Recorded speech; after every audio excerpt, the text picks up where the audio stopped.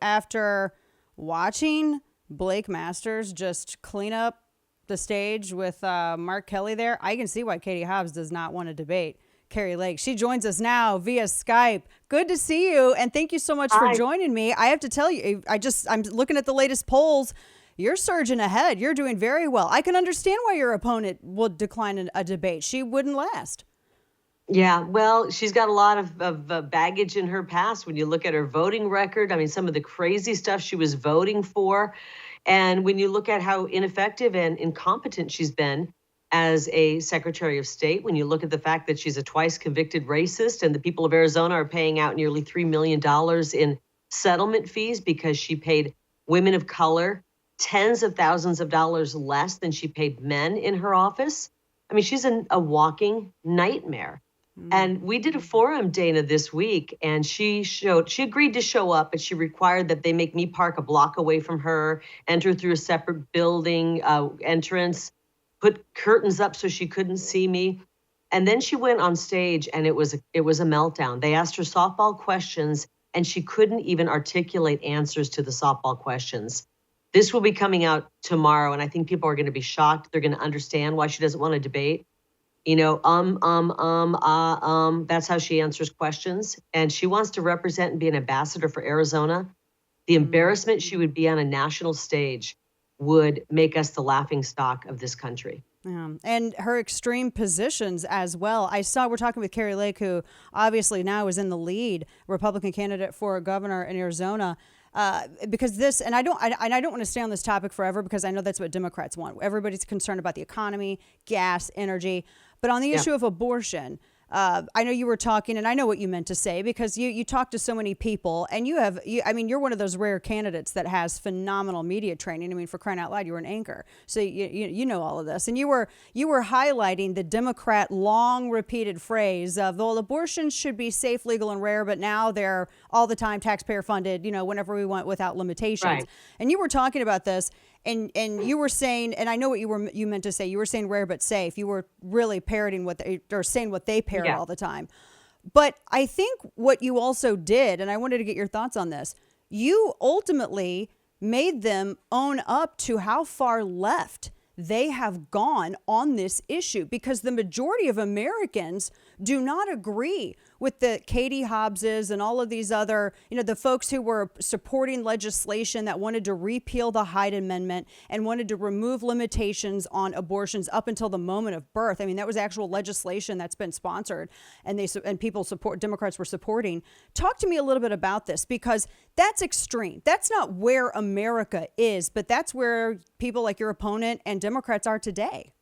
Yeah, and their mouthpieces in the media try to make people who are pro-life look extreme. Look, I want to save as many lives as I can. I want to help women. I want to make sure they truly get health care and get support that they need when they're pregnant and about to deliver. And they want to make that sound extreme, when what's really extreme is how far this pro-abortion movement has gone, where they truly are for abortion right up until 9 months in the womb and days after. They're okay with infanticide. I'm not exaggerating. They're okay with infanticide. And they're calling us extreme for wanting to save babies. They never ask the questions of the Democrats, and they want taxpayer money to fund that. My opponent actually voted when they was faced with some legislation to give life-saving medical treatment to a baby who would survive an abortion. She voted no, choosing rather to have that baby die on a cold metal tray. So I'm just trying to expose where they stand. I think that is extreme.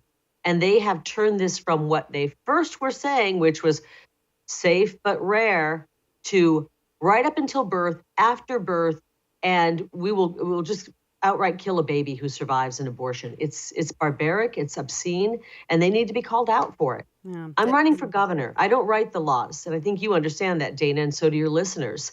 I execute the laws, and we abide by them. And right now, our governor says it's a 15-week ban, but it's caught up in the courts, and we'll be finding out where it is. But what I want to do is help women who are afraid, make sure they truly get health care, and save as many lives as possible. There you go. Kari Lake, who's the Republican candidate for governor in Arizona and is leading in the polls. You were also talking about touching on the federal involvement in the state's business. One of your predecessors, Jan Brewer, got into one heck of a battle with Obama Biden over immigration, trying to just execute the laws as they have been written and passed as it pertains to the border, which is, for all intents and purposes, is entirely wide open. That is a huge job, and I know that you're ready for that fight, but talk about how difficult it is and how hard it is for lawmakers to, because you have every right as a border state to protect your citizens, but the federal government is essentially demanding that you carry out a their federal policy with your manpower, your taxpayer dollars. That seems like that's like a violation of 10th Amendment. What are your thoughts on this? Well, we're going to go to the U.S. Constitution for the solution. Obviously, the Guarantee Clause, Article 4, Section 4, says that the government protects us from invasion, but they're not doing that. As a matter of fact, they're part and parcel. In my opinion, Joe Biden is working with the cartels because he's allowing this to happen. And the cartels have operational control, and we have an invasion at our border. And so we're going to invoke our Article 1, Section 10 rights, basically, authority to protect our own border. Three criteria need to be met. One, we have an invasion. Yes, we do. And yes, in fact, we do. Two, our people are in imminent danger. And three, there's no time for delay. We meet all three of those criteria. We're going to invoke that authority, and we are going to take care of our border on our own. Shouldn't have to be this way, but we've got to do it. We can't be the state where fentanyl is the pipeline pouring in and killing a young generation. I just had the most difficult conversation, Dana, with 3 parents yesterday who lost sons to fentanyl poisoning. This is a weapon of mass destruction, and we need to start treating it that way. When you lose a child, never get that child back. You never get to realize those great moments and milestones with your child as they grow and get those first jobs. They get married, they have children. These parents will forever have that hole. And unfortunately, more than 100,000 people have been lost due to this scourge. And we're going to stop it here in Arizona. And Arizona voters are responding. As we were saying, Kari Lake is leading in the polls, Republican candidate for governor of Arizona. And really, you have Trump's backing. You have all the right people's support for this, which is angering the folks in the media. Very much. They want to talk about you. They don't want to talk about inflation. They don't want to talk about taxation. They don't want to talk about ESG. That's another thing that I find interesting. The environmental, social governance. It's the green grift. A number of states, they're trying to move so that they can protect their constituents from all of these ESG standards. It seems like the behavioral credit scoring system for China. How do you, as a governor, protect your businesses from being penalized by this grift, your constituency from being penalized this grift? What powers do you have at your disposal as governor? Well, I don't want to rule by executive order, but there's always that. And we could put out an executive order that says any business that is pushing this ESG, this social scoring, we don't give contracts. We don't give state contracts to them.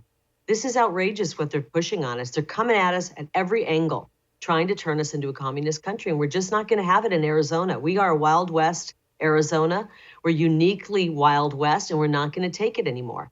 And we'll push back in any way possible. I believe we're going to have a red wave, and we'll have a great legislature to work with to prevent some of this woke garbage from permeating and seeping in to Arizona politics.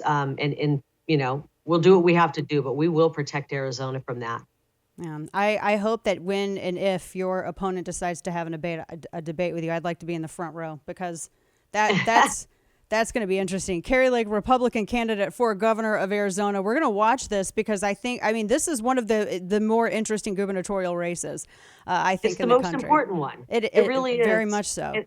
I'm not saying that because I'm in the race. I'm saying it because if we lose one more border state to a leftist, we will have a wide open border. The cartels will be in control. And I think we lose our country. We're at ground zero for all of the key issues here in Arizona. And my opponent is the most radical leftist politician to ever run for statewide office. That is an important point, what you just said, because the governor and the legislature, those border states, you guys, in absence of any kind of federal accountability, You guys are the last gatekeepers there. So that's Yep. incredibly important. It's kind of like the whole country's gubernatorial race in Arizona. We're all kind of watching it. I believe it is. And that's why so much interest is, we're seeing it from other states, and we're seeing people donate money, and they're like, you've got to win. You've got to be the line of defense at that border, or we will lose our country. Kari Lake, Republican candidate for governor of Arizona. We love talking with you. We'd love to have you back. Thank you so much for your time Anytime. today. Thank you, Dana. Take care.